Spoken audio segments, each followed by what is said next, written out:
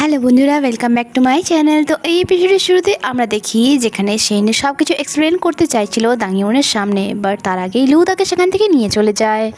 আর কারে আসার পর লু তাকে বলে, আমি নিজের পার্সোনাল ইনকাম দিয়ে কোম্পানিকে আবারও নিজের পায়ে দাঁড় করাবো। সে বলে যে কোম্পানি 3 বছর ধরে লসে চলছে, তা কি আজ হঠাৎই গ্রো করবে? তাই আমার মনে হয় কোম্পানি বাদ দাও, এখন আমাদের বিয়ে করে নেওয়া দরকার। কিন্তু লু তাকে মানা করে আর বিয়ে পোস্টপোন করার কথা বলে, যা শুনে তো দাঙ্গিও অনেক রেগে যায়। কার থেকে নেমে সেখান থেকে চলে যাচ্ছিল। লু বুঝতে পারে দাঙ্গিও রেগে গিয়েছে অ্যান্ড তাকে মানানোর জন্য তার পেছনে যায়। বাট এখানে দাঙ্গিও তাকে অপশন দেয় যে তোমার কাছে দুটো অপশন আছে, হয় তুমি তোমার কোম্পানিকে চুজ করো, নয়তো আমাকে। লু কিছুই বলতে পারে না, তাই দাঙ্গিও রেগে তার দেওয়া প্রপোজাল রিং তাকে খুলে দিয়ে দেয়। অন্যদিকে সিন অনেক বেশি গিল্টি ফিল করছিল, কারণ তার মনে হচ্ছিল এই সব তার কারণেই হয়েছে। বাট তার ফ্রেন্ড তাকে বোঝায় যে এটাতে তোমার কোনো দোষ নেই, আর তাকে মোটিভেট করে তুমি দাঙ্গিওর সাথে একবার কথা বলে দেখো। এদিকে মিস লিয়াও বাংকে অফিসে নিয়ে এসেছিল আর তাকে বলে যদি তোমার টাকারই দরকার ছিল তাহলে তুমি আমাকে বলতে পারতে, সিনের কাছে গিয়ে এমন সিন ক্রিয়েট করা তোমার উচিত হয়নি। বাং সরি বলে আর তার হেল্প নিতেও রাজি হয়ে যায়। অন্যদিকে সিন যখন অফিসে আসে আগে থেকেই তার ব্যাপারে অফিসের বাকি কলিগসরা গসিপ করছিল, তাকে দেখে তারা চুপ হয়ে যায় আর জানায় তোমাকে ম্যাডাম ফাং নিজের অফিসে ডেকেছে। তখন সিন ফাংয়ের সাথে দেখা করতে যায়। ফাং থেকে কথা শোনায় যে শুধুমাত্র তোমার পার্সোনাল প্রবলেমের কারণে আজ অফিসের সমস্ত এমপ্লয় ডিস্ট্র্যাক্ট হয়ে পড়ে আছে, তারা তোমার ব্যাপারেই গসিপ করছে। আর এটাও বলে যে মিস লিয়াওকে গিয়ে সরি বলো, বাট এটার জন্য সিন মানা করে, কারণ তার আর বাংয়ের এটা পার্সোনাল ম্যাটার ছিল। বাট তার মানা করায় ফাং আরও রেগে যায়। সে বাসায় ফিরে এলে ইফাইকে কোথাও দেখতে পায় না। সে অনেক বেশি বোর হচ্ছিল, তাই বুকস পড়তে পড়তে সেখানেই ঘুমিয়ে পড়ে। বাট যখন মাঝরাতে তার ঘুম ভাঙে সে দেখে এখনো ইফাই বাসায় ফেরেনি, তাই সে তাকে মেসেজ করে। অন্যদিকে আমরা ইফাইকে দেখি যে সবে মাত্র একটি মিটিং শেষ করে বেরিয়েছে আর সে অনেক বেশি ড্রাঙ্ক অবস্থা ছিল। এখানে তার ফ্রেন্ড তাকে বলে তুমি কি সিনকে লাইক করো, কারণ আমি যখন তোমাকে অন্য একটি ফ্রেন্ডের সাথে ইন্ট্রোডিউস করাচ্ছিলাম ওই সময়ও তোমার পুরো মনোযোগ তোমার ফোনে দিয়েছিল। অন্যদিকে বাং যে সিনকে মেসেজ করছিল আজকের ব্যবহারের জন্য আমি সত্যিই লজ্জিত, বাট তার এই মেসেজ সেন্ডই হয় না। অন্যদিকে ইফাই যখন বাসায় ফিরে সে সবের প্রথমে সিনকে দেখতে যায় যে ঘুমিয়ে পড়েছিল, আর যাতে তার ঠান্ডা না লাগে তাই ইফাই তাকে ব্ল্যাঙ্কেট উড়িয়ে দেয়। ঘুমোনো অবস্থায় তার সিনকে অনেক বেশি কিউট লাগছিল। তখনই তার নজর যায় একটি বুকের ওপর আর সে বুঝতে পারে যে সিন তার কপি করছে। আর সাথে সাথে সে ওই টেডিটিও দেখতে পেয়ে যায় যে একদমই ইফাইয়ের মতো ড্রেস পরেছিল। সে হেসে সেই টেডিটি তার কাছে রেখেই সেখান থেকে চলে যায়। নেক্সট ডে মর্নিংয়ে ইফাই কোনো কাজে বাইরে যাবে, বাট তার ড্রেস ওয়াশ ছিল না, তাই সে সিনকে রিকোয়েস্ট করে যে তার ড্রেসটি ওয়াশ করে দিতে। বাট সিন মানা করে দেয়, কারণ বাসার সমস্ত কাজ সেই করে আর এখন তার টেনেন্টের ড্রেসটিও তাকেই ওয়াশ করতে হবে, তাই সে রাজি হচ্ছিল না। ইফাই তাকে মানানোর জন্য অ্যাক্টিং করা শুরু করে দেয়, যা সিনের অনেক বেশি ফানি লাগে। কোনো কিছুতে যখন কাজ হয় না ইফাই তাকে জিজ্ঞাসা করে তুমি কি জানো এখন তুমি কি বুকস পড়ছো।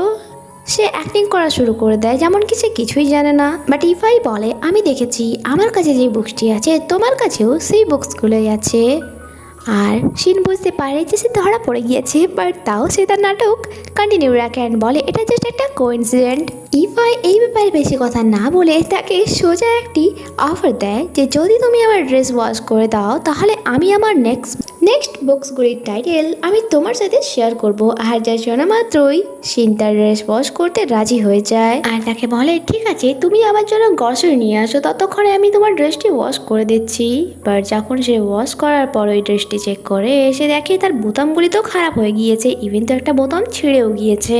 যখন ইফাই আসে সে তাড়াহুড়োতে তার ড্রেসটি শিনের থেকে নিয়ে নেয়। সিন কিছুই বলে না, বাট তাও সে নোটিস করে ফেলে যে সিন ড্রেসের বোতামটি ছিঁড়ে ফেলেছে, যার কারণে সে শিনের উপর অনেকটা রাগও দেখায়। বাট সিন বলে কোনো ব্যাপার নয়, আমি তোমাকে নতুন শার্ট কিনে দেব। বাট ইফাই রুমে আসার পর সে বোতামটি সেলাই করার চেষ্টা করছিল আর যা তার দ্বারা হচ্ছিলই না, আর তাকে এমন স্ট্রাগল করতে দেখে সিনের তো অনেক বেশি হাসি পাচ্ছিল।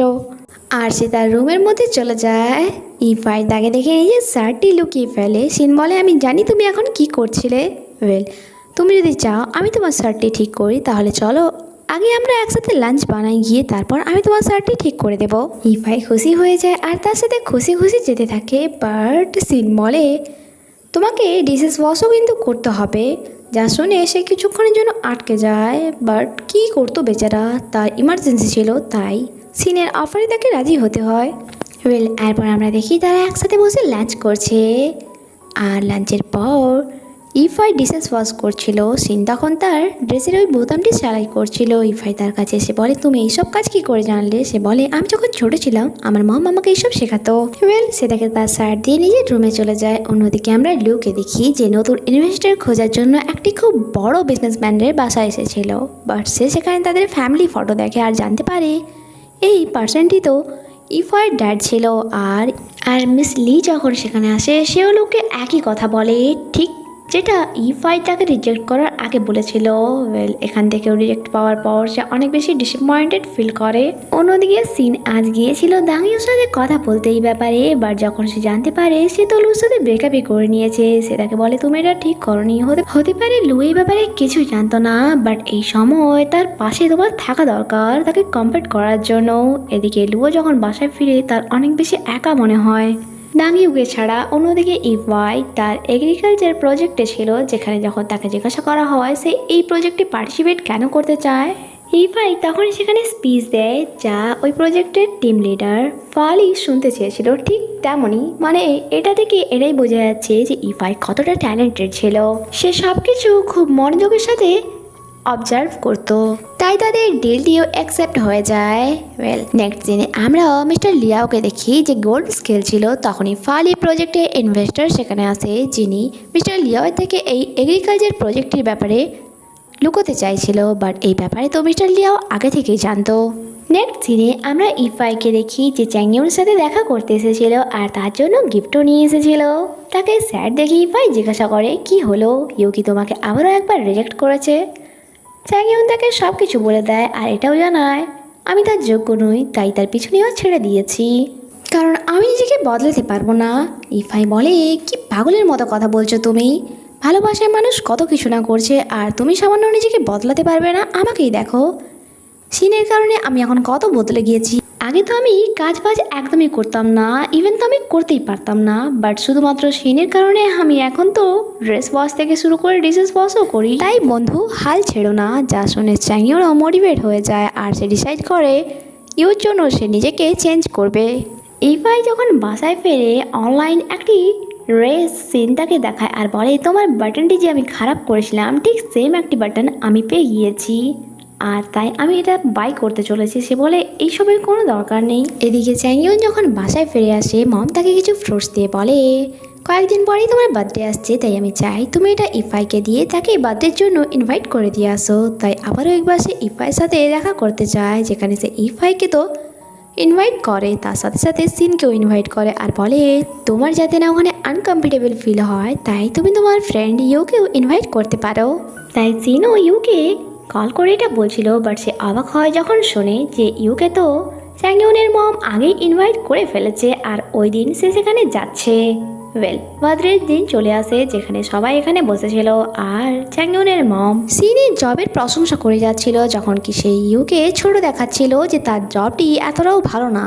আর আজ এখানে ফার্স্ট টাইম চ্যাংইউন তার মমের কথার এগেনস্টে কথা বলেছে।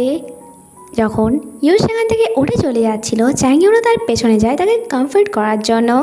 আমরা জানতে পারি চ্যাংইউনের মম মোটেই ইউকে হার্ট করে কথা বলতে চায়নি, বরং তিনি চেয়েছিলেন যাতে তার ছেলের পার্সোনালিটি বাইরে আসুক আর ইউ বুঝতে পারো যে চ্যাংইউর মোটেই তার জন্য অযোগ্য ছেলে নয়।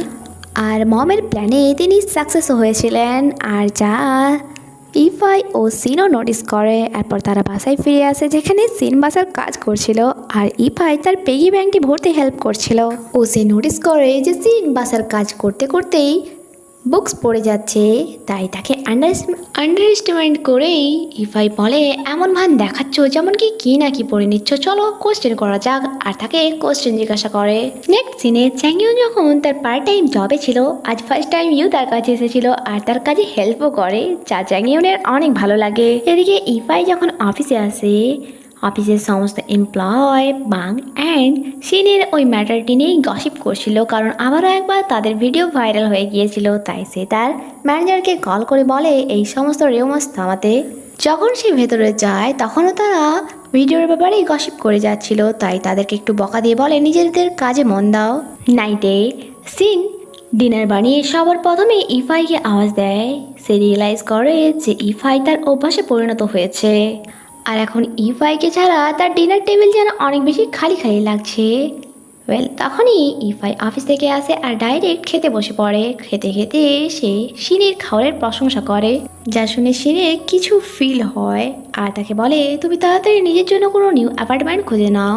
তার এই কথায় সে এগ্রি করে না আর বলে আমি এখানেই থাকছি আপাতত। যা শুনে শিন ইমোশনাল হয়ে কান্না শুরু করে দেয়। অ্যাকচুয়ালি সে চাইছিল না যে তার মনে ইফাইয়ের জন্য কোনো ফিলিংস তৈরি হোক, আর তাকে বলে তুমি আমার হেল্প কেন করছো, অ্যাকচুয়ালি তুমি আমার থেকে চাওটা কি। এখানে ইফাই তাকে টিস্যু পেপার দেয় আর এখানে এই এপিসোডই শেষ হয়। বন্ধুরা, আপনাদের যদি আমার এক্সপ্লেনেশন ভালো লেগে থাকে তাহলে ভিডিওতে লাইক অ্যান্ড চ্যানেলটি সাবস্ক্রাইব করে আমাকে সাপোর্ট করবেন। দেখা হচ্ছে পরের এপিসোডে। Bye bye.